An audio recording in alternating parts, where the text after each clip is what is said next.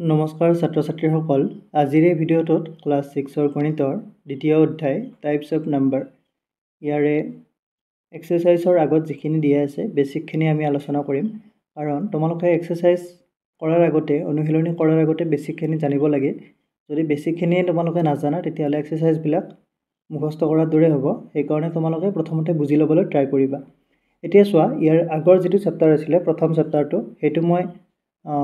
দিয়া এনসাৰখিনি দিয়া বহুত আগতে দিছিলো আৰু হেতু ইংৰাজী মিডিয়ামত দিয়া আছিল এতিয়া নেক্সট ভিডিঅ'বিলাকত মই অসমীয়া মিডিয়ামতে দি দিম কাৰণ তোমালোকৰ কিতাপখিনি এতিয়া অসমীয়া আৰু ইংৰাজী দুইটাতে আছে অসমীয়া আৰু ইংৰাজী দুইটাতে থাকিলে কি হয় তোমালোকৰ সুবিধা হ'ব কাৰণ তোমালোকে ইংৰাজীটো গম পাবা অসমীয়াখিনিও জানিবা তোমালোকে অসমীয়াত থকা বুলি ইংৰাজীখিনি একেবাৰে ইগনোৰ নকৰিবা তোমালোকে ইংৰাজীখিনিও চাই যাবা কাৰণ ইংৰাজীখিনি পিছত প্ৰয়োজন হ'ব এতিয়া টাইপছ অফ নাম্বাৰ ইংৰাজীখিনিও চাবা মই বিশেষকৈ অসমীয়াখিনিত বেছিকৈ ফোকাস কৰিম কাৰণ অসমীয়াখিনিত ফোকাস কৰিলে কি হয় তোমালোকে বুজি পোৱাত বেছি সহজ হয় কাৰণ ইয়াত তোমালোকে অসমীয়া মিডিয়ামৰ ছাত্ৰ ছাত্ৰীখিনি আছা অসমীয়াত ফোকাস কৰিলে অসমীয়াত তোমালোকৰ বুজি পোৱাত সহজ হ'ব এতিয়া এইখিনি পঢ়ি ল'বা তোমালোকে কি দিয়া আছে ইয়াত বিভিন্ন ধৰণৰ ইয়াত গুটি দিয়া আছে এইবিলাক কি কৰিছে সজা লিখিছে ইয়াত যেগিটা গুটি আছে এইগিটা সজা লিখিছে এটা লাইনত লিখিছে এই কাৰণে ইয়াত লিখিছে শাৰীৰ সংখ্যা 1 আৰু মুঠ গুটিৰ সংখ্যা কিমান 10 * 1 = 10 ঠিক তেনেকে এইবাৰ কি কৰিছে শাৰীটো পাঁচটা কৰিছে ইয়াত দেখিছা এটা দুটা তিনিটা চাৰিটা পাঁচটা ইয়াত পাঁচটা শাৰী বনাইছে বুজি পাইছা এটা শাৰীত দুটাকৈ গুটি আছে ঠিক তেনেকে 5 * 2 হৈ যাব 10 হ'ব 2 * 5 ঠিক তেনেকে ইয়াত কেইটা শাৰী বনাইছে দুটা শাৰী বনাইছে এই দুটা শাৰী এটা শাৰীত কেইটাকৈ গুটি আছে পাঁচটা কৈ আছে পাইছা বুজি 1 2 3 4 5 ঠিক তেনেকে ইয়াত কি হৈ যাব 5 * 2 হ'ব 10 হ'ব ঠিক তেনেকে ইয়াত কেইটা শাৰী বনাইছে 10টা বনাইছে 10টা শাৰী বনাইছে আৰু এটা শাৰীত কিমানকৈ গুটি আছে এটাকৈ গুটি আছে সো 1 * 10 পাইছা বুজি অৰ্থাৎ ইয়াত কি বুজাবলৈ বিচাৰিছে আমাৰ 10 সংখ্যাটো যে আছে 10 সংখ্যাটোক আমি 10 * 1 লিখিব পাৰো 2 * 5 লিখিব পাৰো 5 * 2 1 * 10 এনেকৈ আমি লিখিব পাৰো পাইছা বুজি এতিয়া এইখিনি দিয়াৰ আগতে এইখিনি পৰা কি বুজাব বিচাৰিছে তোমালোকক উৎপাদক আৰু গুণিতক হেতু বুজাব বিচাৰিছে এতিয়া মই আৰু এইখিনি ইমান চাই নাথাকো মই তোমালোকক ডাইৰেক্টলি ইয়াত বুজাই দিবলৈ ট্ৰাই কৰিম মেইনলি তোমাৰ উৎপাদক মানে কি উৎপাদক এটো ইংৰাজীত কি বুলি ক'ব ফ্যাক্টৰ বুলি ক'ব বুজি পাইছা ঠিক তেনেকৈ আৰু এটা আছে গুণিতক গুণ মানে কি তোমালোকে জানা গুণিতক মাল্টিপল গুণিতক মানে কি তোমালোকে জানা সকলোৱে গুণিতক মানে হৈছে গুণ মানে হৈছে পূৰণ কৰা ইনটু কৰা পূৰণ কৰা বুজি পাইছা এতিয়া প্ৰথম গুণিতকটো বুজাই দিও এতিয়া তোমালোকে নেওতা সবে মুখস্থ কৰিছা 2 * 2 2 * 2 = 4 2 * 3 = 6 2 * 4 = 8 ঠিক তেনেকৈ মুখস্থ কৰি গৈছা অৰ্থাৎ এটা সংখ্যাৰ লগত যদি আমি পূৰণ কৰি যাই থাকো 2 ৰ লগত 1 পূৰণ কৰিলে 2 2 ৰ লগত 2 পূৰণ কৰিলে 4 2 ৰ লগত 3 পূৰণ কৰিলে 6 ঠিক তেনেকৈ 2 ৰ লগত 4 পূৰণ কৰিলে কিমান হ'ব 8 হ'ব 2 ৰ লগত 5 পূৰণ কৰিলে 10 বুজি পাইছা ঠিক তেনেকৈ তোমালোকে 5 ৰ কৰিব পাৰিবা 5 ৰ লগত 1 পূৰণ কৰিলে 5 5 ৰ লগত 2 পূৰণ কৰিলে 10 5 ৰ লগত 3 পূৰণ কৰিলে 15 5 ৰ লগত 4 পূৰণ কৰিলে 20 এনেকৈ পাই থাকিবা বুজি পাইছা এতিয়া চোৱা ইয়াৰ আগতে আমি যিখিনি পালো 10 = 2 * 5 এটো কি বুলি দিয়া আছে ইয়াতে চালে গম পাবা ইয়াত কি দিছে চোৱা 10 = 2 * 5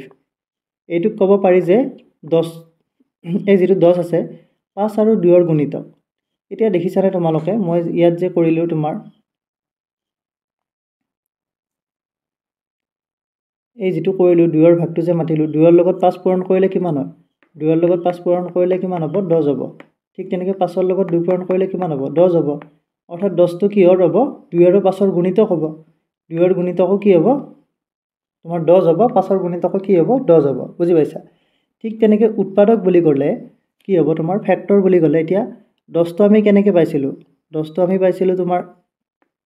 এইখিনি অলপ তলত লৈ আহো আমি 10 টো কেনেকৈ পাইছিলো 10 * 1 কৰি পিনে পাইছিলো বুজি পাইছা তাৰ পিছত 10 * 1 1 * 10 কৰি পাইছিলো একে কথা 10 into 1 আৰু 1 into 10 1 into 10 কৰি পাইছিলোঁ 2 into 5 কৰি পাইছিলোঁ 5 into 2 কৰি পাইছিলোঁ এই চাৰিটা উপায়েৰে আমি কি কৰিছিলোঁ 10টো পাইছিলোঁ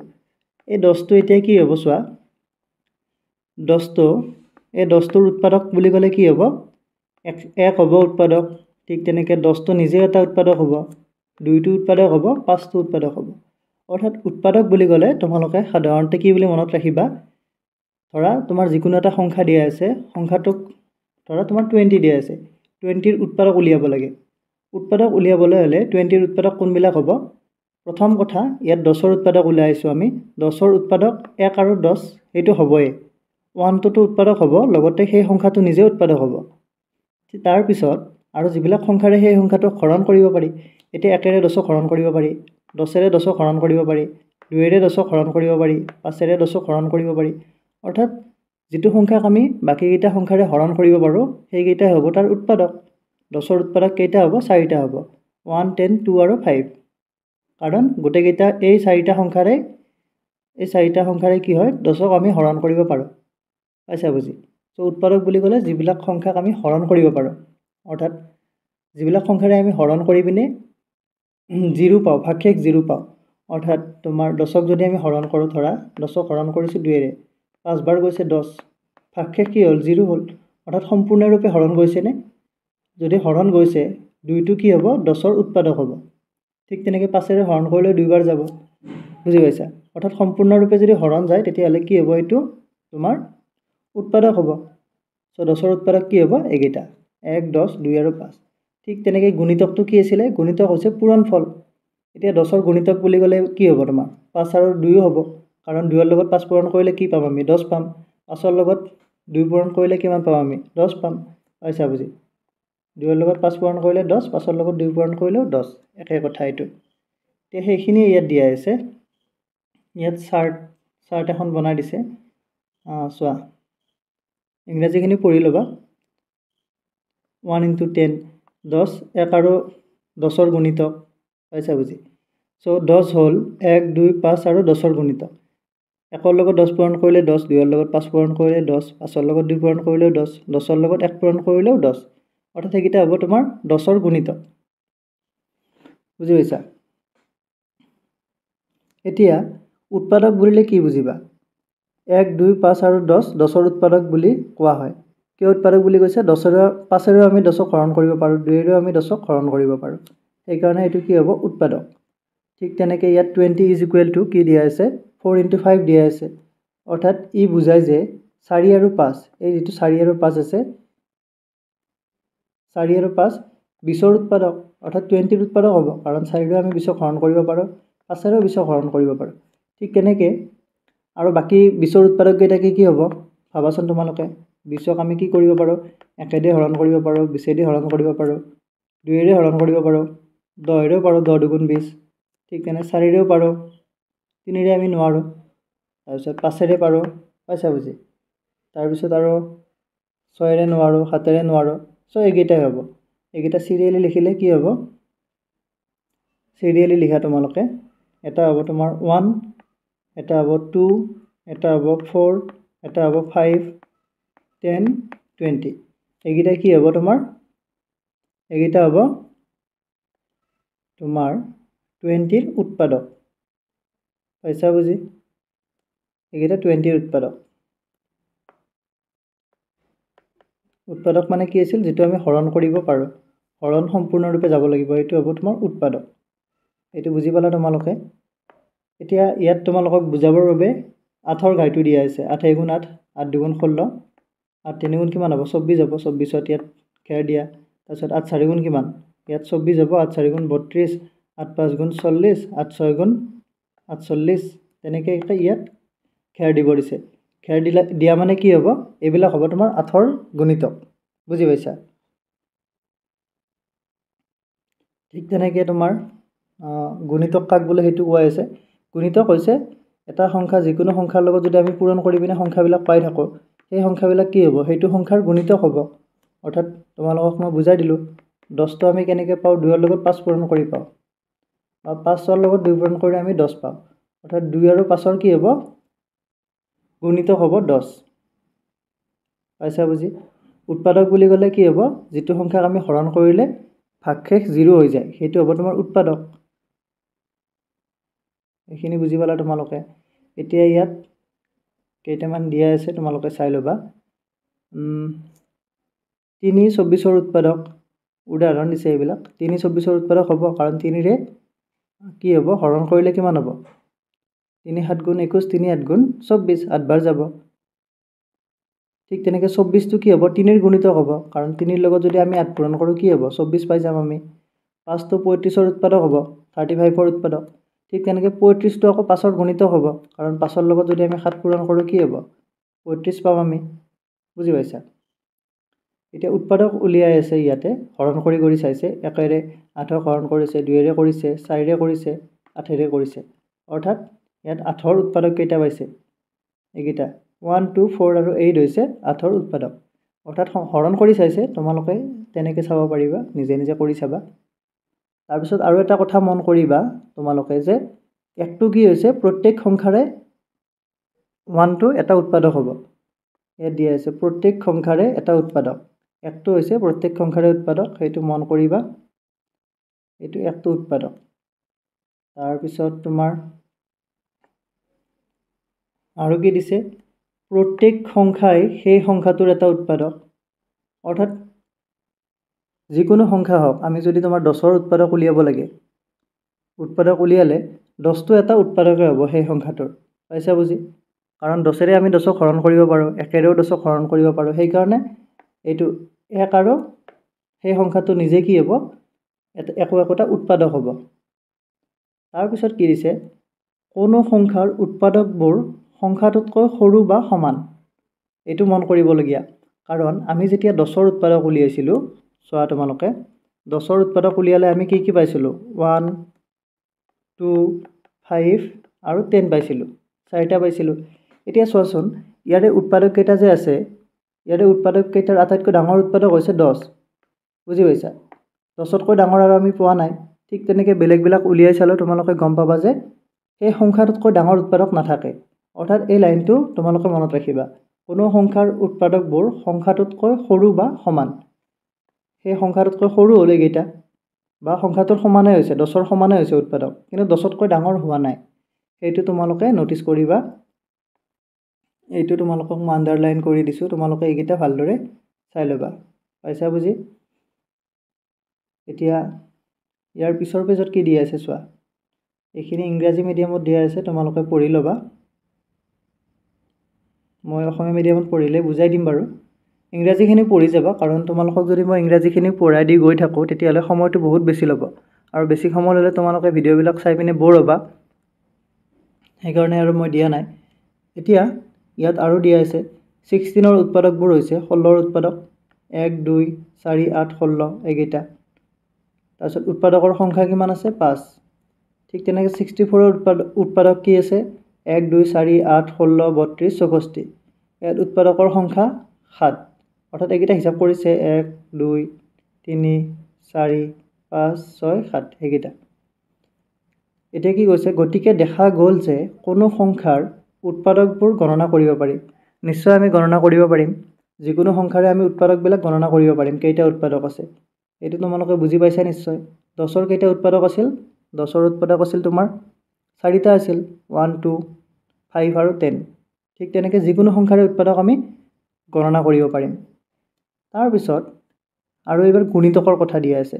তোমালোকে গুণিতক বুলি ক'লে আইডিয়া পাইছাই এতিয়া তোমালোকে চোৱাচোন তোমালোকে 8ৰ ঘাইটো যদি মুখস্থ কৰিছা বা 8ৰটো বাদ দিলোঁ আমি 2ৰ ঘাইটো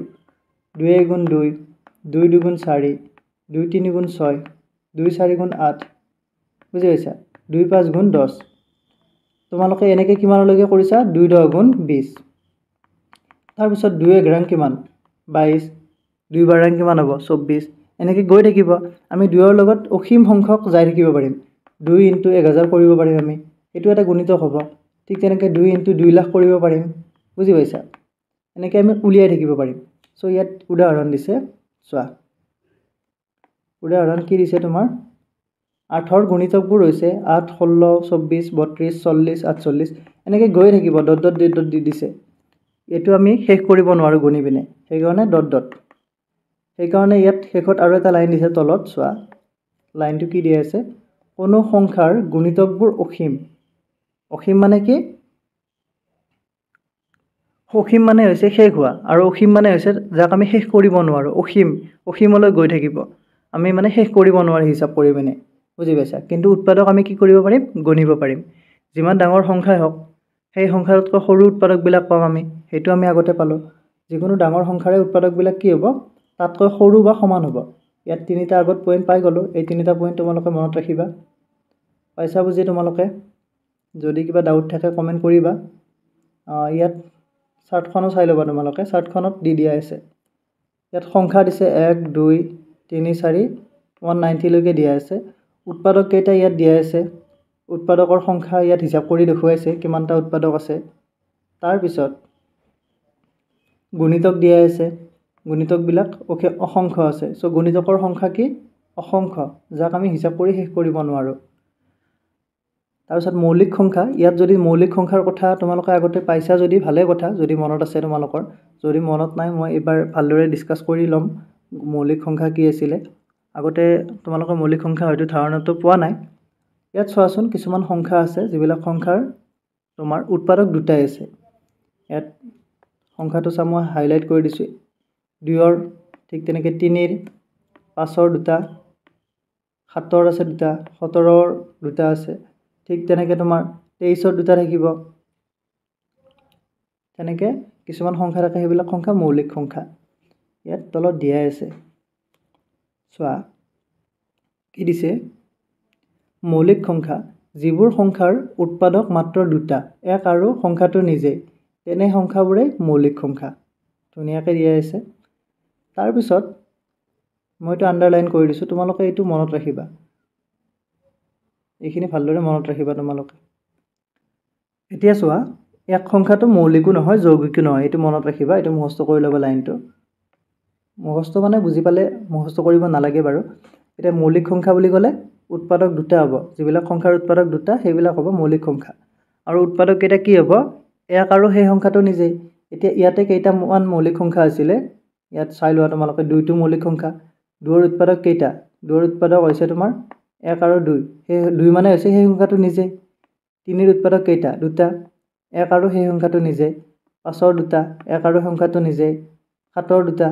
1 আৰু 7 নিজে 17ৰ দুটা আছে 1 আৰু 17 সেই সংখ্যাটো নিজে 17টো বুজি পাইছা সো মৌলিক সংখ্যা এইবিলাক যিবিলাক সংখ্যাৰ উৎপাদক মাত্ৰ দুটা তাৰপিছত এক সংখ্যাটো মৌলিকো নহয় যৌগিকো নহয় এইটো মনত ৰাখিবা আৰু যৌগিক সংখ্যা বুলিলে কি বুজা এতিয়া আমি মৌলিক সংখ্যাটো পালো এতিয়া তোমালোকে মৌলিক সংখ্যা পালা মৌলিক সংখ্যা পাই গলা মৌলিক যৌগিক সংখ্যা মানে কি যৌগিক মৌলিক মানে হৈছে প্ৰাইম নাম্বাৰ যৌগিক মানে হ'ব তোমাৰ কম্পাউণ্ড ইয়াত এইকাৰণে ইয়াত ভাল হৈছে তোমালোকৰ যে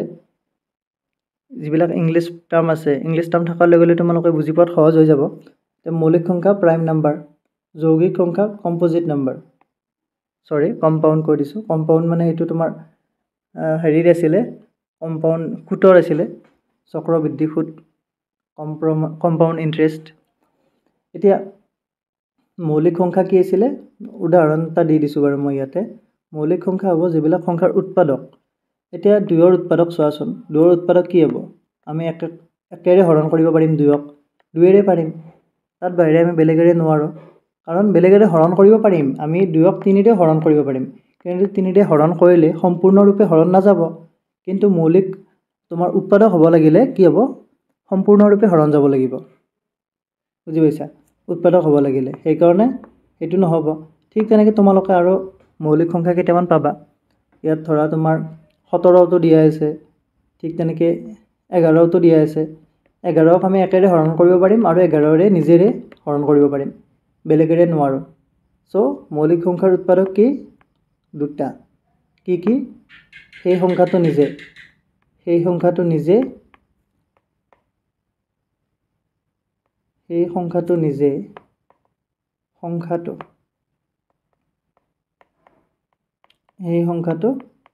নিজেই আৰু কি এক এই দুটা হ'ব উৎপাদক দুটা উৎপাদক পাইছা বুজি এইটো হ'ব তোমাৰ মৌলিক সংখ্যা ঠিক তেনেকৈ যৌগিক সংখ্যা কম্পোজিট নাম্বাৰৰ কি হয় উৎপাদক কেইটা হ'ব দুটাতকৈ বেছি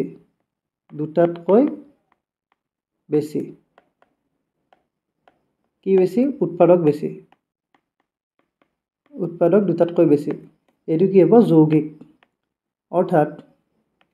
তোমালোকে বুজি পাইছা নিশ্চয় যিবিলাক সংখ্যা মৌলিক নহয় সেইবিলাক যৌগিক হ'ব আৰু যিবিলাক যৌগিক হয় সেইবিলাক মৌলিক নহ'ব কিন্তু একৰ ক্ষেত্ৰত বেলেগ 1টো কি কৈছে 1টো মৌলিকো নহয় যৌগিকো নহয় মন কৰিবা এইটো কাৰণ 1টো চোৱা 1ৰ উৎপাদক কি হ'ব 1টো নিজেই হ'ব ঠিক তেনেকৈ আমি 1 বহুতকেইটা পূৰণো কৰিব পাৰিম পাইছা না বুজি এতিয়া তোমালোকে যদি বহুতকেইটা পূৰণ কৰাৰ বাবে এটাতকৈ বেছি উৎপাদক বুলি কোৱা সেইটো নহ'ব কাৰণ 1টো এটাই উৎপাদক ঠিক তেনেকৈ সেইকাৰণে ইয়াত যৌগিকক নধৰোঁ আমি যৌগিক বুলি নকওঁ ঠিক তেনেকৈ মৌলিক বুলি কিয় নকম ইয়াত দুটা উৎপাদক যদি আছে ইয়াৰ এটা যদি 1 হয় আনটো কি হ'ব আনটো একে হ'ব সেইকাৰণে 1টোক আমি মৌলিকো নহয় যৌগিকো নহয় বুলি কৈছোঁ এইটো বুজি পালা এতিয়া এখন চাৰ্ট দিয়া আছে এইখনো চাই ল'বা তোমালোকে চাৰ্টখনত কি দিয়া আছে মৌলিক সংখ্যাবিলাক দিয়া আছে মৌলিক সংখ্যা 1ৰ পৰা 100লৈকে 25টা থাকে তোমালোকে চাৰ্টখন ভালদৰে চালে গম পাবা 1ৰ পৰা 100লৈকে 25টা মৌলিক সংখ্যা আছে এইখন চাৰ্টখন বনাই ল'বা নতুবা চাৰ্টখন তোমালোকে মুখস্থ কৰি ল'বা 2 3 5 7 11 13 17 23 বুজি পাইছা 29 21 37 41 43 47 53 59 61 67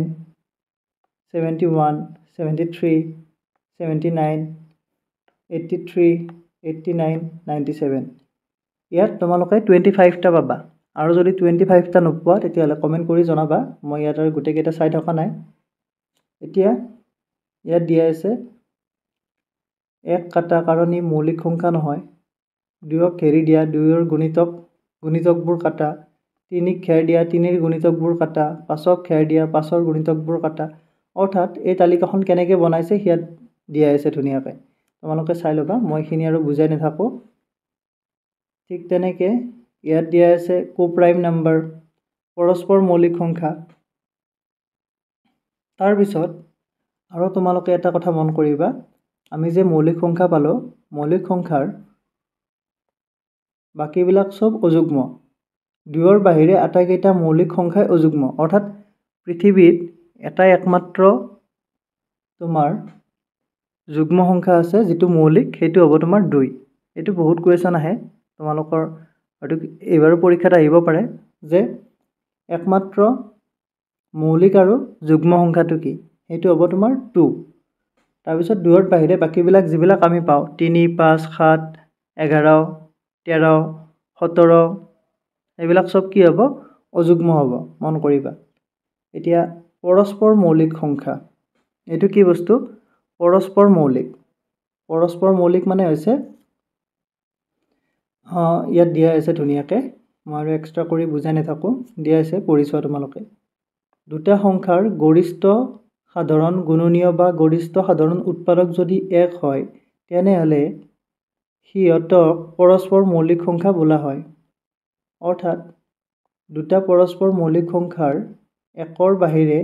আন কোনো উৎপাদক নাথাকে অৰ্থাৎ দুটা সংখ্যা পৰস্পৰ মৌলিক কেতিয়া হ'ব যেতিয়া সিহঁতৰ কি হয় গ সা উ গৰিষ্ঠ সাধাৰণ উৎপাদক 1 হয় তেতিয়া সিহঁতক কি বুলি ক'ব পৰস্পৰ মৌলিক বুলি ক'ব এতিয়া গ সা উ তোমালোকক ফাৰ্ষ্ট যিটো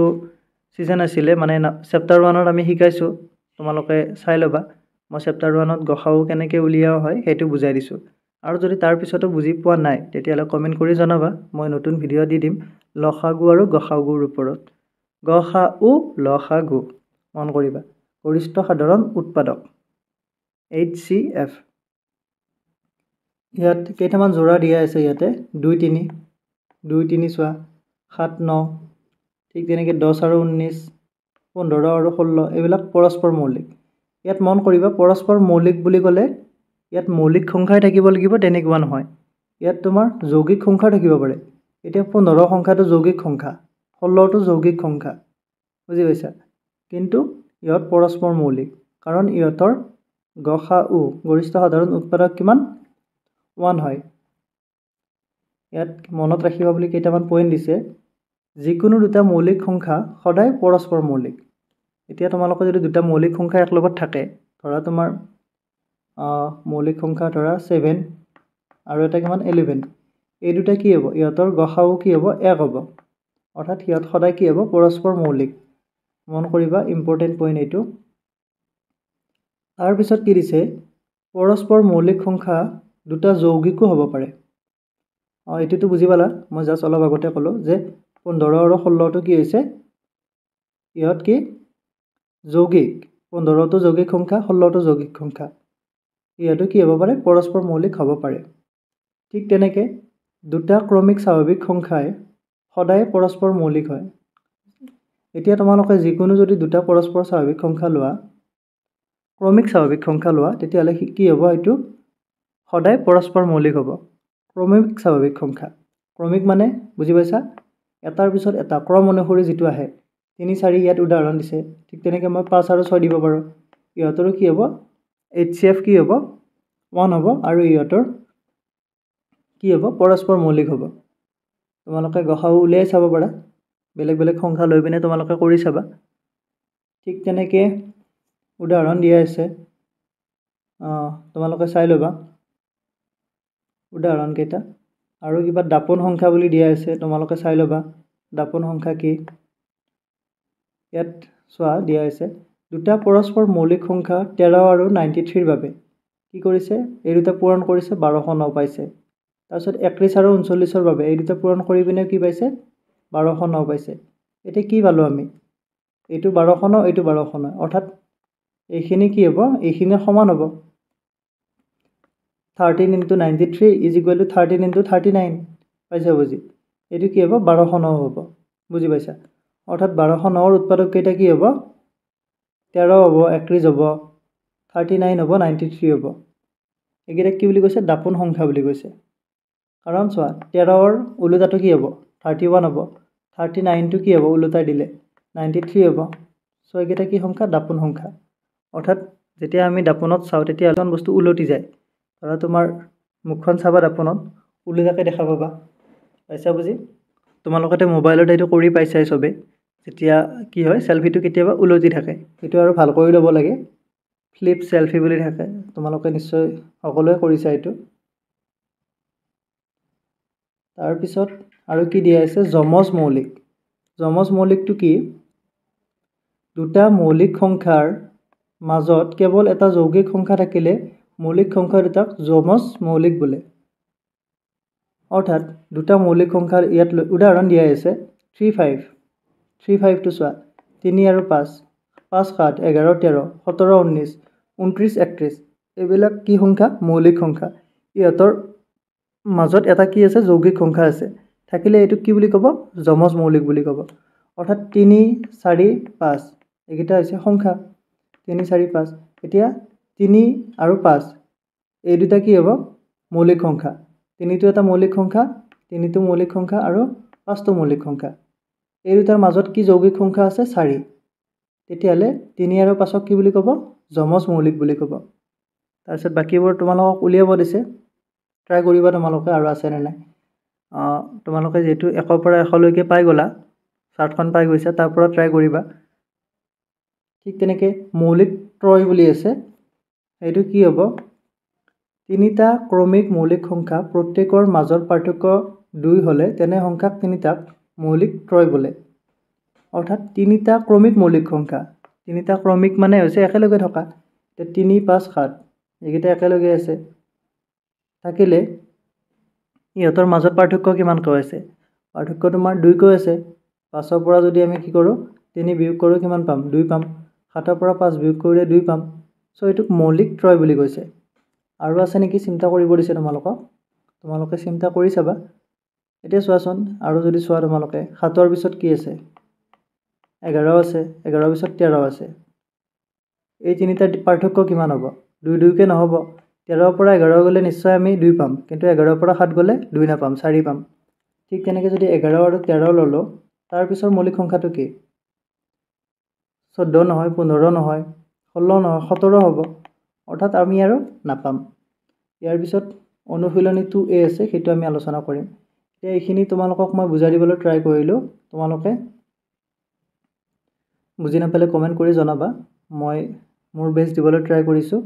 আৰু কিছুমান বস্তু আগতে পাই আহিছা, সেইকাৰণে মই ইমান ডিটেইলছত বুজাই দিয়া নাই। এতিয়া চোৱাচোন, ইয়াত মই উদাহৰণ দিব পাৰিলোঁহেঁতেন যে গসাউ উলিয়াই পিনে কেনেকৈ আমি দুটা সংখ্যা আমি পৰস্পৰ মৌলিক হয়নে নহয় চাম। কিন্তু মই ইয়াত গসাউ উলিয়াই দিয়া নাই, কাৰণ তোমালোকক গসাউটো মই আগতে শিকাইছোঁ। তোমালোকে আগৰ ভিডিঅ'টো চাই ল'বা ধুনীয়াকৈ। তাৰপিছত এক্সাৰচাইজত যিহেতু বহুতকেইটা কুৱেশ্যন থাকিবই, এক্সাৰচাইজ কৰোঁতে কি হ'ব, তোমালোকৰ যিবিলাক ডাউট আছে সেইবিলাক লাহে লাহে ক্লিয়াৰ হৈ গৈ থাকিব। আশা কৰোঁ ভিডিঅ'টো চাই ভালদৰে বুজি পাইছা। যদি ভিডিঅ'টো ভাল লাগিছে, like, comment, share and subscribe কৰি দিবা। Thank you. Thanks for ৱাটছিং।